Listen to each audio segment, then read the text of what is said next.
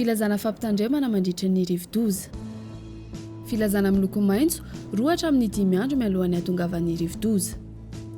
Tsy miandrika itsony, mioty sy mitahiry ny volo mba tsy ho simba, hamafisina ny trano, manao fantsona manakaiky ny trano mba hisorohana ny tondra-drano anaty tanàny. Mampilaza ny tompon'andraikitra raha mahita azy mety hitera-doza. Tehirizina amin'ny toerana azo antoka ny atota taratasy sy ny fanafody. Manaraka tsy tapaka ny vaovao momba ny rivo-doza, fa mpisara vaovao indrindra amin'ireo tsy mahazo izany sy ireo marefo. Filazana miloko mavo 2 na 3 andro mialohan'ny hahatongavan'ny rivo-doza. Akarina tanety ny lakana sy ny paka, manomana tahiry-tsakafo maharitra andro vitsivitsy. Manangina vatoaratra sy labozia-anjiry fanao am-paosy. Afindra amin'ny toerana azo antoka ny biby fiompy, manara-maso ny zaza sy ny tanora. Vokisana ny vatoaratra, fampilaza ny isa-tokantrano amin'ny fandahara-potoana rehetra. Mamonjy toerana efa voahomana raha tsy azo antoka ny fonenana, manaraka tsy tapaka ny fivoaran'ny andro ratsy. Fampisara vaovao indrindra amin'ireo tsy mahazo izany sy ireo marefo. Filazana miloko mena, efa miatra amin'ny toerana naharay izany ny loza.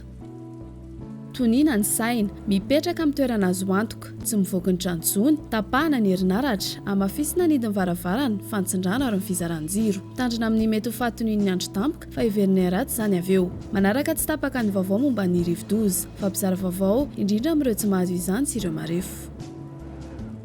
Filazana miloko manga, efa lasa ny rivo-doza.